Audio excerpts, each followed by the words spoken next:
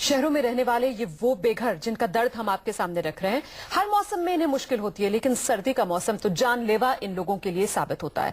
संजय, कौन होते हैं ये लोग जो बेघर लोग हैं? क्योंकि एक आम धारणा इनके बारे में ये है कि ये गांव से आए हुए, दूर दराज से आए हुए सोचकर आ जाते हैं कि शहर में आएंगे, कुछ कर लेंगे, कुछ कमा लेंगे, लेकिन कर कुछ पाते नहीं है और इसी वजह से आखिरकार सड़कों पर, फुटपाथ पर पड़े रहते हैं और हमारे शहर पर बोझ हैं। ये एक सोच है। देखिए, ये धारणा बिल्कुल गलत है और मुझे लगता है कि इस धारणा के ऊपर हमें सोचने की जरूरत है। ये वो लोग हैं जो हमारे देश का जो डेवलपमेंट, रीजनल डेवलपमेंट बहुत डिस्पर्स वे में हुआ है, कहीं पे हुआ है, कहीं पे नहीं हुआ है। बहुत सारे ऐसे स्टेट है जहां पे डेवलपमेंट का कोई तकाजा नहीं है, लोग गरीबी के कारण से जूझ रहे हैं। वहां पे या तो पलायन करके वहां से शहर छोड़ करके दूसरे शहर में आए रोजगार की तलाश में, या फिर वहां पे किसी रोजगार के साथ जुड़ने की कोशिश करें तो वहां रोजगार है नहीं, तो ऐसे हालात में वो सारे के सारे लोग पलायन करके शहरों में आते हैं इस आस के साथ कि शहर हमें इतना रोजी रोटी जरूर दे देगा जिससे हम अपना पनाह ले सके, अपना गुजर बसर करने के साथ साथ जो घर है उसके गुजर बसर भी कर सके। तो ये बहुत हद तक दिल्ली शहर में तकरीबन ये जो आने वाले लोग हैं 90% ऐसे लोग हैं जो किसी न किसी छोटे मोटे कामों में व्यस्त हैं। रिक्शा चलाने से लेके, ठेला पोषण करने से लेके, सर पे वो जब शादी पार्टियों में देखते हैं लाइट्स का जो लेके जाने का जो काम होता है, या फिर कैटरिंग्स का जो काम है उस काम को लेकर के, या पेंटिंग का काम कर सकते हैं। मतलब ये वो लोग हैं जो अपना इस शहर को निर्माण करने में अपना योगदान देते हैं। सेवा कर पाते हैं उसके इसमें वो निर्माण करने में तो अपना देते हैं। आप इनकी सेवा कर पाते हैं। ये डिबेट का मसला नहीं है जो ये बात कर रही हैं। पहले इस बात पर डिबेट का मसला ये भी है कि आखिरकार क्यों एक मानवीय मुद्दे को राजनीतिक मुद्दा बनाने की कोशिश की जा रही है। देखिए, मुद्दा ये भी है कि आपके नेता भी पहुंचते हैं और बाकायदा कैमरों के साथ पहुंचते हैं, आपके नेता वहां पर फटकार लगाते हैं। क्या ये सिर्फ एक टोकनिज्म है? मुद्दा ये भी है। इन तमाम पहलुओं पर मैं चर्चा कर रही हूँ, लेकिन पहले मैं मुनव्वर राणा साहब के पास जाना चाहती हूँ। मुनव्वर राणा साहब, ये जो दर्द है इन बेघरों का, क्या ये जिंदगी का एक भद्दा मजाक नहीं इन लोगों के साथ? जी मैम, देखिए, ऐसा है, वो जफर गोरखपुरी का एक बहुत मशहूर शेर है कि ये लोग कैसे अचानक अमीर बन बैठे, ये लोग कैसे अचानक अमीर बन बैठे, ये सब थे भीख मेरे साथ मांगने वाले। तो ये जो आप ये कह रही हैं या जो फरमा रहे हैं कि दिल्ली वाले उनको कबूल नहीं करते जो बाहर से आ रहे हैं, तो दिल्ली जो पुरानी दिल्ली थी, असली दिल्ली थी, उसकी आबादी तो सिर्फ 600 थी। ये जो इतने 1-1.5 करोड़ ये तो बाहर ही से आए हैं। ये बिल्कुल हिंदुस्तानी जो मिजाज है कि जब हम रेल के डिब्बे में चढ़ जाते हैं तो दूसरे को मना करते हैं, अंदर मत आओ, जगह नहीं है। ये जो दिल्ली वाले, दिल्ली में जो आबाद है, ये भी सब बाहर के हैं। ये गरीबी जो है इन लोगों को ले जा रही है यहाँ पर। कुछ अमीर हो जाते हैं, कुछ गरीब हो जाते हैं। तो मेरा कहने का मतलब ये है कि इनको वेलकम करना चाहिए। मैं आपसे एक बहुत बात अर्ज करना चाहता हूँ कि पहले ये जो हम लोग जो बैठे हुए हैं आपके माध्यम से, हमने कितने लोगों को कंबल बांट दिया होगा, हमने कितने स्वेटर खरीद करके लोगों को दिए होंगे, एक बात, हमने कितने मरीजों को दवा दी होगी। नहीं, बिल्कुल सही बात है। हमें अपने गिरेबान में तो झांकना चाहिए, लेकिन साथ ही साथ मुझे अपनी बात मुकम्मल, मेरी एक बात मुझे मुकम्मल कर लेने दें, क्योंकि मुझे एक बात मुकम्मल, हुई सरकार की कुछ जिम्मेदारियां हैं जिसका जवाब सरकार को देना ही होता है। फिर उस वक्त आप ही के पास आ रही हूँ और आपसे सीधा सवाल मेरा ये कि 45 रैन बसेरे अगले 48 घंटे में, बहुत ही बढ़िया फैसला जो आपकी सरकार ने लिया, लेकिन 48 घंटों के बाद क्या? देखिए, मैं आपकी बात का पूरा जवाब दूंगा। इससे पहले मैं एक टिप्पणी करना चाहूंगा। मुनव्वर राणा साहब ने एक बड़ा तीखा रिमार्क किया, कहने लगे कि क्या एक अरविंद केजरीवाल सभी लोगों के दुखों का निवारण करेंगे। मैं समझता हूं कम से कम उनको कहीं ना कहीं अप्रिशिएट करना चाहिए था। तारीफ नहीं करते तो कम से कम इस तरह से तो नहीं कहते कि एक अरविंद केजरीवाल क्या कर देगा। एक अरविंद, सुनिए, मैं बता रहा हूँ, एक अरविंद केजरीवाल कोशिश तो कर रहा है और हमें मुद्दे को सियासत में नहीं उलझाना चाहिए। अरविंद केजरीवाल की तारीफ के लिए मैंने ये कार्यक्रम नहीं रखा है, मेरे बेघरों के लिए कार्यक्रम रखा है। आप कृपया करके मेरे सवाल का जवाब दीजिए। मैं आपके सवाल का जवाब दे रहा हूँ। 48 घंटे में, उसके बाद क्या? रुमाना जी सुने आराम से, मैं जवाब दे रहा हूँ। हमने 45 रैन बसेरों का वायदा किया है। मैं समझता हूं कि ये इस बात को अप्रिशिएट करना चाहिए था कि हमारी सरकार से कुछ लोग गए उन्होंने वहाँ जो भी स्टेटस देखा, जो भी उन्होंने बुरे हालात देखे, उसके लिए उन्होंने फौरन ये ऐलान किया। सुनिए 45, सुनिए ये जो इनके ये जो कह रहे हैं संजय जी, बात पूरी होने दे, बात पूरी होने दे। 175 जो आपके रैन बसेरे हैं हमारे नहीं है, हमारे नहीं, जिसके भी हैं, आप कार्यकर्ता हूं, जिसके भी हैं 175 रैन बसेरों की ये हालत है। आपने देख लिया वहाँ ISBT के सामने किस तरह से लोग एक एक चादर में लिपटे सुकड़ रहे हैं, ना जाने कि आज कितने लोग बचे ना बचे।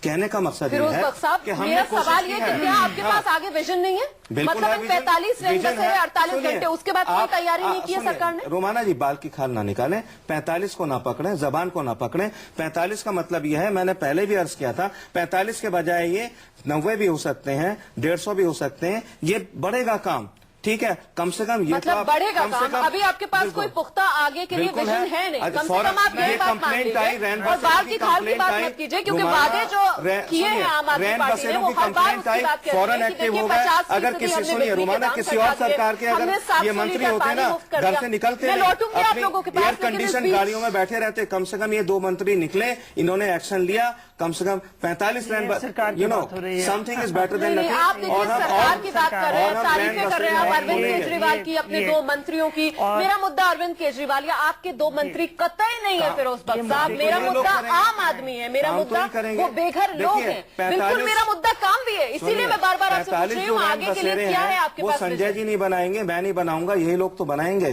ठीक है। 45 से आगे भी बनेंगे, 150 बनेंगे, 200 बनेंगे। चलिए मैं लौटूंगी आप लोगों के पास। इस बीच हर साल सर्दी में पूरा उत्तर भारत कड़ाके की ठंड से कई महीनों तक कराता है। हर साल ठंड से गरीबों की मौत होती है और सवाल बार बार यही उठता है कि ठंड से हो रही इन मौतों के लिए आखिर जिम्मेदार कौन है? एक मिनट, एक रिपोर्ट में आपको दिखा देती हूँ। ठंड से गरीबों को बचाने के लिए सरकार की योजनाएं क्या रही है, पहले वो देख लीजिए आप।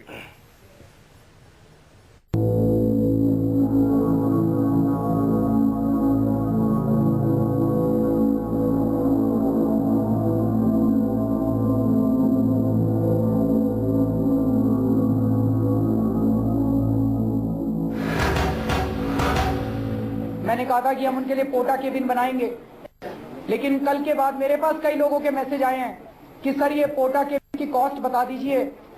हमारा रोटरी क्लब, हमारा फलाना क्लब, 1 पोटा केबिन हम अपनी तरफ से करना चाहते हैं, 2 पोटा केबिन हम अपनी तरफ से करना चाहते हैं। दिल्ली में सर्द रात का स्याह सच देखने के बाद आम आदमी पार्टी की सरकार ने दिल्ली में जल्द से जल्द रैन बसेरों की हालत ठीक करने का ऐलान किया है। लेकिन सवाल ये है कि ठंड से सिर्फ दिल्ली ही नहीं, पूरा उत्तर भारत रहा है। आखिर कैसे मिलेगा पूरे देश में गरीबों को उनका अधिकार? कैसे मिलेगा उन्हें सिर पर छत का हक? बारिश और सर्द हवाओं के बीच लाखों लोग ऐसे हैं जिनके सिर पर सर्द रातों में छत तक मैसर नहीं है। जबकि भारत के संविधान का 21वां अध्याय देश के हर नागरिक को रहने की सुविधा उपलब्ध कराने का वादा करता है। 5 मई 2013 को सुप्रीम कोर्ट ने रैन बसेरों पर आदेश भी दिया। सुप्रीम कोर्ट ने कहा था कि केंद्र राज्य सरकारें जरूरतमंदों के लिए रैन बसेरे बनाएं। रैन बसेरे ऐसे हों जिसमें गरीब लोग सम्मान के साथ रात गुजार सकें। देश के सभी शहरों में 1 लाख की आबादी पर 1 रैन बसेरा होना चाहिए। रैन बसेरों में मुफ्त बिस्तर, कंबल, रजाई गद्दे की व्यवस्था हो। रैन बसेरों में भोजन और दवाइयों के साथ सुरक्षा और सफाई भी होनी चाहिए। रैन बसेरों में अलाव के इंतजाम जरूर होने चाहिए। सुप्रीम कोर्ट के आदेश के मुताबिक रैन बसेरे पक्के और स्थायी होने चाहिए। लेकिन हालात और तस्वीरें इससे एकदम जुदा हैं। टेंट के पर्दों के सहारे रैन बसेरों के आदेश को जिंदा रखने की कोशिशें लाखों जरूरतमंदों के लिए नाकाफी साबित हो रही हैं। बिस्तर, भोजन और दवाइयां तो दूर, ये रैन बसेरे बाथरूम और सुरक्षा जैसी सुविधाओं के लिए भी मोहताज हैं। आंकड़ों के मुताबिक राजधानी दिल्ली में करीब 1.5 लाख लोग बेघर हैं, जबकि दिल्ली में महज 68 रैन बसेरे हैं। इन रैन बसेरों में सिर्फ 9,000 लोगों के रहने की क्षमता है। वहीं देश भर में करीब 7 करोड़ लोगों के सिर पर छत नहीं है। आंकड़ों के मुताबिक उत्तर प्रदेश में करीब 150 रैन बसेरों की जरूरत है। राजस्थान में 100 रैन बसेरों की जरूरत है। बिहार और हरियाणा में करीब 50 और रैन बसेरों की जरूरत है। देश के सबसे बड़े अस्पताल एम्स के सामने इलाज कराने वालों की भीड़ हर मौसम को खुले आसमान के नीचे झेलने को मजबूर है। रात होते ही मरीजों के परिजन फुटपाथ और मेट्रो स्टेशन की सीढ़ियों को रात गुजारने का जरिया बना लेते हैं, लेकिन इन्हें एक रैन बसेरा तक नसीब नहीं होता। ये एम्स के बाहर का नजारा है, यहाँ पे एक बड़ी तादाद के अंदर जो लोग हैं वो खुले आसमान में सोने के लिए मजबूर हैं। क्यों नहीं आपको बाहर क्यों सोना पड़ रहा है? ये बाहर उनका सब काट दें अस्पताल में बेहतर है, दिन शिफ्ट गाड़ी हैं तो खूब बारह करते हैं। कोई सुविधा नहीं।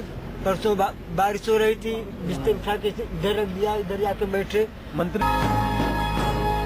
देश में रोटी कपड़ा और मकान के नाम पर दिल्ली की सियासत बदलने वाली आप सरकार ने दिल्ली के रैन बसेरों की सुध ली और 48 घंटों के भीतर हालात बदलने का भरोसा भी दिलाया। लेकिन सबसे बड़ा सवाल यही है कि बाकी देश के जरूरतमंद गरीब लोगों को कब मिलेगा उनका हक। दिल्ली से मोहित ओम के साथ ब्यूरो रिपोर्ट, न्यूज़ 24। सर्द रातों की ये ठिठुरन जिंदगी को कितना मुश्किल बना देती है, जरा कोई इन बेघरों से पूछ कर देखे। संजय, वैसे आप बार बार कह रहे हैं कि इस मुद्दे का कहीं ना कहीं राजनीतिकरण किया जा रहा है, जो नहीं होना चाहिए, और पहले की सरकारों ने भी इस मामले में काम किया है। तो मेरा सवाल ये, अगर पहले की सरकारें भी इस मामले में काम करती आई हैं, कोर्ट तक की तरफ से सुओ मोटो आदेश इस मामले में दिए गए हैं सरकारों को, तो फिर ये इतनी बदतर स्थिति क्यों है? देखिए, इस पूरे मसले को हमें कई तरीके से समझने की आवश्यकता है। पहला, सबसे ज्यादा कि पूरे दिल्ली शहर के अगर देखें तो प्रशासन के स्तर पे कई प्रकार की यहाँ एजेंसियां काम करती हैं। एनडीएमसी की अलग गवर्निंग बॉडी होती है, एमसीडी की अलग गवर्निंग बॉडी है, डीडीए लैंड किसी और के पास है, शेल्टर क्रिएशन का काम किसी और के पास है। तो इतने मल्टीपल एजेंसीज होने के कारण से आपस में भी बहुत ज्यादा कंफ्यूजन है। किसी सड़क के किनारे या किसी ऐसे फुटपाथ के आसपास पे या फिर किसी रेलवे ट्रैक के किनारे अगर हम रैन बसेरे लगाने की कोशिश करते हैं तो थोड़े दिन के बाद वहां आरपीएफ की टीम आती है, रेलवे की टीम आती है और उसको बुलडोज करके चली जाती है।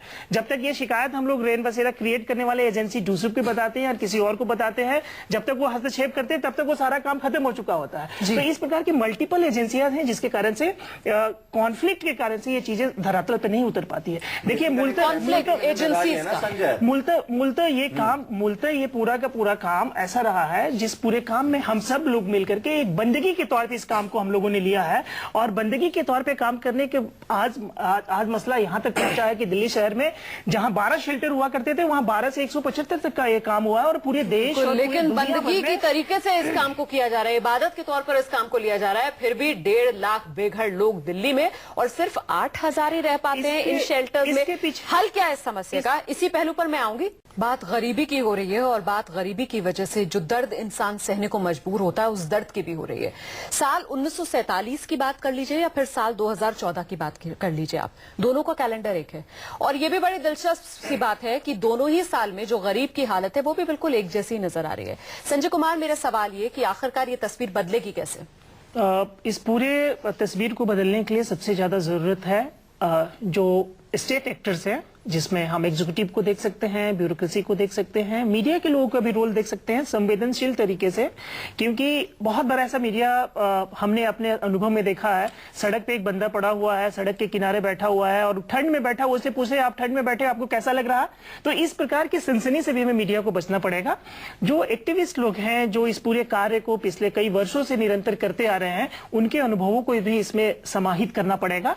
इसके साथ साथ इसको लॉन्ग टर्म पॉलिसी के तौर पर देखना पड़ेगा। शेल्टर एक एस्पेक्ट हो सकता है इनके जीवन में परिवर्तन लाने में, लेकिन इसको जब तक हम बाकी और पॉलिसीज और प्लानिंग के साथ नहीं जोड़ते हैं, खास करके इनको हम वोटिंग में इनका स्थान सुनिश्चित करें, इनका स्थान हम किसी तरीके से छोटे मोटे रोजगार के साथ इनको जोड़ सकें, छोटे मोटे बैंकिंग सर्विसेज के साथ इनको एक्सेस कर सकें, क्योंकि बहुत सारे पैसे तो कमाते हैं, लेकिन पैसे कमाने के बाद कौन से बैंक में जमा करने जाएं, कहां एटीएम कार्ड यूज करें, किस तरीके से मनी का इनका ट्रांजेक्शन बहुत अच्छे प्रकार से हो सके, उस तरीके की चीजों को साथ जोड़ सकते हैं। प्लस जो बहुत इसमें बुजुर्ग लोग हैं जिनके हालात सबसे ज्यादा खराब है, उनको पेंशन के स्कीम के साथ जोड़ सके। अभी तक तो एक पहचान के अदद से प्रयास से बहुत ज्यादा दूर थे। इस वर्ष हम लोगों ने बहुत सारा प्रयास किया, तकरीबन 8,000 लोगों के आसपास ऐसे लोग रहे जिनका वोटिंग आइडेंटिटी कार्ड बना। Now they got their voting card.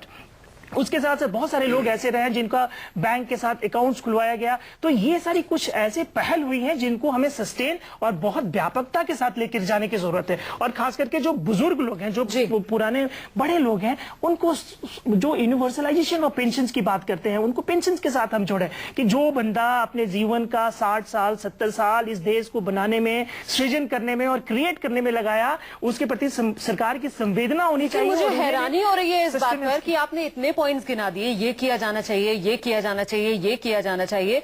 पिछले इतने सालों में, मतलब आजादी के 66 साल गुजर चुके हैं, अब तक इस पहलू पर गौर ही नहीं किया गया, किसी ने कुछ किया ही नहीं। होमलेस सर्वेज करा दिए अनगिनत सरकारों ने, बार बार ये दलील देकर कि देखिए हम स्कीम बनाएंगे वेलफेयर की इन लोगों के लिए, इस वजह से हम ये सर्वे करा रहे हैं ताकि एक प्रोफाइलिंग हो जाए इन लोगों की। हासिल क्या हुआ? फिरोज बख्श साहब, आपकी तरफ से अब क्या जेन्युइन कोशिश की जाएगी इस मामले में? देखिए, ऐसा है, जो अभी संजय जी बात कर रहे थे, बड़ा लग रहा था होलिस्टिक विजन है, तो मैं समझता हूं कि बजाय इसके कि जबानी जमा खर्च में वो ट्रांसफर हो जाना चाहिए इन टर्म्स ऑफ एक्शन। तो हम इनके साथ हैं और हम जो कोशिश कर रहे हैं, हम जबानी जमा खर्च में यकीन नहीं रखते हैं। 3 दिन आपने देख लिया होगा, 3 वायदे पूरे किए, आगे भी वायदे पूरे करेंगे। और ये इनकी बात, मैं इनकी बात से बिल्कुल जो है इत्तेफाक रखता हूं। इन्होंने कहा कि जो लोग रैन बसेरों में रहते हैं वो सिर्फ इनको गरीबों की तरह ना देखा जाए, बोझ की तरह ना देखा जाए, खुद को हम उनकी जगह रखें, उन लोगों की जगह, उनके जो मसाइल हैं, उनके जो दुख हैं, उनके जो एंग्स्ट है, जो भी उनकी समस्याओं को समझ के हर तरह से हर फील्ड में उनकी मदद करनी चाहिए, चाहे उनको वोटर बनाइए, चाहे उनके लिए यही बात। संजय, आपको क्या लगता है कि अगर प्राथमिकता इस बात पर दे दी जाए कि वोटर कार्ड सबके हाथ में थमा दिया जाए, अगर वोट की ताकत इन लोगों के हाथ में थमा दी जाए, तो ये तस्वीर बदलेगी और हर सरकार, हर पार्टी को मजबूर होना पड़ेगा इनकी तरफ ध्यान तवज्जो देने पर? न सिर्फ इनकी तस्वीर बदलेगी, बल्कि हमारा लोकतंत्र और भी सशक्त और मजबूत होगा। क्योंकि हम अगर कहते हैं कि आखिरी व्यक्ति का भी भागीदारी अगर लोकतंत्र में सशक्त तरीके से हो, तो लोकतंत्र का जो शक्ल होगा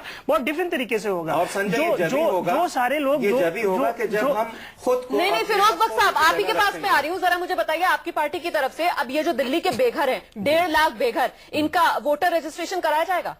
देखिए, चूंकि आपके चैनल से बात निकली है, तो मैं बिल्कुल जो पार्टी का जो पीएसी है, मैं उसको ये राय दूंगा कि इनको भी वोटिंग का हक होना चाहिए, चाहे किसी भी स्टेट से आए हो, इंसान है। हम वो नहीं करेंगे जो महाराष्ट्र में होता है, जहां ये रह रहे हैं वहां पर, हम ये नहीं करेंगे जो महाराष्ट्र में होता है कि वहां कहते हैं ये यूपी का है, ये बिहार का है। हम सबको दिल्ली वाला मानेंगे, अपना इंसान, अपना भाई मानेंगे। और वोटर आईडी जो भी है, आपने एक अच्छी सजेशन है, ये मैं सजेशन अरविंद जी को दूंगा और इंशाल्लाह अल्लाह ने चाहा तो ये भी मामला जो है कामयाब होगा। इस मामले इस पूरे मसले पे जो कवायद हुई है, उसमें 2003-2004 से हम लोगों ने इलेक्शन कमीशन में जाकर के वो जो बेघर व्यक्ति किसी पेड़ के नीचे, किसी खंबे के नीचे रह रहा, उसके भी उस एड्रेस को इलेक्शन कमीशन ने एक्सेप्ट किया और एक्सेप्ट करके ये काम शुरू किया।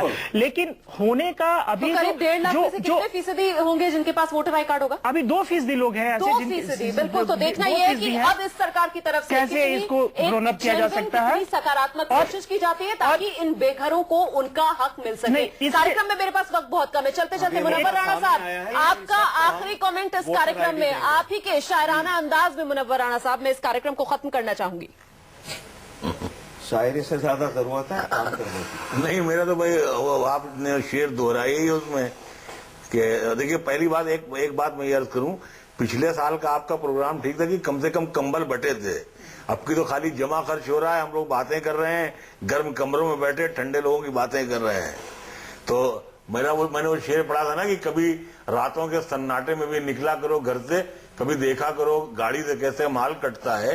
तो इसमें मैं यही कहूंगा कि भाई सब मिलकर के करें, और ये कि बाहर से आए अंदर से आए, ये मेरा सिर्फ ये कहना है, हुकूमतें कुछ नहीं कर सकती हैं जब तक हम एक दूसरे से मोहब्बत नहीं करें। चलिए, बहुत बहुत शुक्रिया आप सभी का इस खास पेशकश में हमारे साथ जुड़ने के लिए। लेकिन मैं इस कार्यक्रम को खत्म करना चाहूंगी ये कहते हुए कि हम हाथ पर हाथ रखकर नहीं बैठ सकते और हम ये नहीं कह सकते कि हुकूमतें कुछ नहीं कर सकती, क्योंकि हम लोकतंत्र में रहते हैं और हमारे पास वोट का अधिकार है। और हम पूरी उम्मीद करते हैं कि हमारी सरकार हमारे वोट की कीमत को समझेगी और हमारे अधिकार हमें देगी। बहुत बहुत शुक्रिया आपका इस खास पेशकश में हमारे साथ बने रहने के लिए।